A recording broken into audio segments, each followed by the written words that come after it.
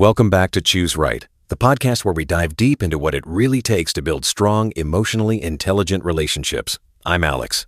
And I'm Maya. And today's topic, oof. This one hits home, never argue before bed. Laughs. Yeah, you've heard the saying before, right? Don't go to bed angry. But most of us still do it. We pick the worst possible time to start a fight, right before sleep when both people are exhausted. Exactly. And sometimes you wake up the next morning staring at your partner thinking, wait, what were we even fighting about? So today, we're going to explore why nighttime fights are so emotionally destructive, what's actually happening in our brains and bodies when it happens, and how to handle conflict in a healthier way without bottling it up. Okay, let's start with a real story. Last week, my coworker showed up to the office, late dark circles, messy bun, clutching her coffee like her life depended on it. Laughs. Been there. She just threw her bag down and sighed. Guys, never, ever fight with your partner before bed. Trust me. Turns out she and her boyfriend got into a huge fight over him canceling plans last minute. It started as something small, a bit of frustration, and somehow they ended up dragging out every old issue from the past year until 1 a.m. That's so relatable.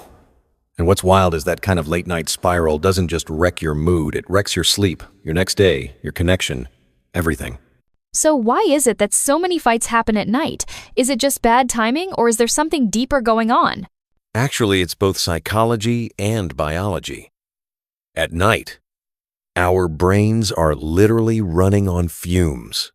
The part that helps us stay rational, the prefrontal cortex, has been working all day, making decisions, solving problems. By evening, it's tired. Right. That's like the CEO part of your brain that says, let's calm down and talk it through. But by nighttime, the CEO's gone home. And who's left running the company? The interns, your emotions. Laughs. Exactly. The interns start hitting the big red buttons. That's why a tiny thing like seeing dirty dishes or an unmade bed suddenly feels like betrayal. And the emotional load from the day makes it worse. Research shows that small stressors don't just disappear, they stack up. So when you finally get home and relax your guard, all that accumulated frustration comes out. So it's not about the dishes, it's about your boss's email, the commute, the unfinished work, your mom's text, and the dishes are just the last straw. Exactly. It's emotional spillover. And then there's your body chemistry melatonin's rising, which makes you sleepy but also foggy and impatient. Cortisol, your stress regulation hormone, is at its lowest point. Put all that together, and you've got the perfect storm for emotional impulsiveness. So tired brain, emotional overload, low self-control. That's the triple threat behind most 11 p.m. arguments. Okay, but why are these fights so damaging? I mean, a fight's a fight, right? Not really. Timing changes everything. When you argue at night, you're not just arguing tired, you're also messing with your sleep and emotional recovery. Totally, because most people don't just fight, say, okay, good night, and pass out peacefully.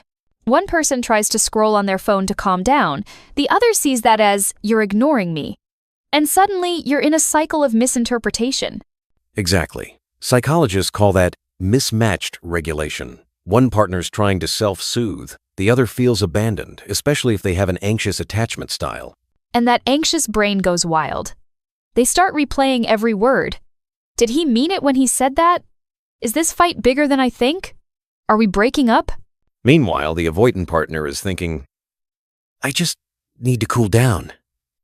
But their silence reads like punishment. And you end up with two people lying next to each other, both feeling misunderstood and unsafe. And guess what? Studies show that couples who go to bed in conflict take longer to fall asleep, have poorer quality sleep, and wake up with stronger negative emotions the next day. So you literally sleep worse and feel worse. And poor sleep leads to more irritability, which means you're more likely to fight again. It becomes a feedback loop. Okay, can we talk about the worst case scenario? One person's still upset, the other falls asleep. Laughs. Oh yeah. You can sleep right now? Are you kidding me? It's such a common emotional trigger. The awake person feels invalidated, like, so I'm the only one who cares enough to be upset? But the one who fell asleep isn't heartless, they're just physically done. Right. Their body literally shut down before their emotions could catch up. But here's the kicker. That kind of unresolved conflict doesn't go away overnight. Studies show that when conflicts are interrupted without proper resolution, whether by avoidance or falling asleep, they tend to carry over and color the next day's interactions. So what feels like just sleep on, it actually becomes sleep with resentment. And there's another danger: you're way more likely to say things you don't mean at night. Because your logical filter's down, your words come out raw and unedited. Yeah, what you mean as, "I wish you'd care more about me," comes out as, "You never care about me." "I'm tired and overwhelmed" turns into, "You don't understand me at all." Those are the kind of sentences that linger. Even if you apologize later, the other person remembers them vividly, like tiny scars on the relationship. In fact, researchers found that criticism and sarcasm are among the strongest predictors of eventual breakup. And that's why fighting at night isn't just inconvenient, it's destructive. You're fighting at the time when you're least equipped to be kind. There's one more subtle thing that happens when nighttime fights become a pattern. You start developing emotional PTSD around it. Yeah, that anxious anticipation. You start noticing it's 9 p.m. and think, what if we fight again? And that tension changes the energy at home. Even normal questions, "You're working late again?" can sound like attacks. You both start tiptoeing around each other. Then intimacy disappears. Deep conversations fade, and you're just roommates managing logistics. "Did you feed the cat?" "We're out of milk." On the surface, things seem calm, but underneath, connection is dying. So let's talk solutions. What can people actually do when conflict pops up at night? First rule: don't try to win. Try to understand. If one person's emotional, instead of arguing back, say something like, "I can tell you're really tired and upset." You're naming the emotion instead of defending yourself. Yes, that's called emotional attunement. It's the opposite of problem solving. You're not fixing the issue. You're catching the emotion before it hardens into anger. And if you both need space, take it consciously. Say, "I just need a few minutes to cool off. Can we talk after we breathe?" That tiny communication changes everything. It tells your partner you're stepping back, not walking away. Exactly. And even a short pause can help. There's research showing that just 5 seconds of silence during a heated argument can reduce aggression dramatically. So get up, stretch, get some water, wash your face, break the physical loop. And if the emotions still feel too heavy, hit pause for the night. Say, "Let's revisit this tomorrow when we're fresh." That's not avoidance, it's maturity. Because, honestly, 90% of fights look different after 8 hours of sleep.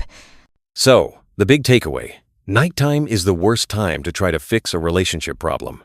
Your body and brain are literally not wired for healthy conflict at that hour. And even though it's tempting to get closure before bed, sometimes the most loving thing you can do is let both people rest.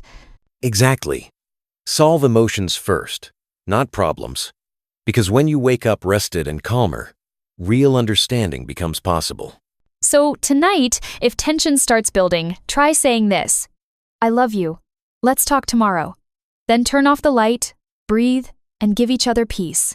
Beautifully said. Thanks for tuning in to Choose Right. If today's episode helped you, share it with someone who tends to overthink before bed. We all know at least one. Laughs. Yes. And follow us for more real conversations on love, psychology, and what it takes to choose right every day. Good night, everyone. And please don't fight tonight.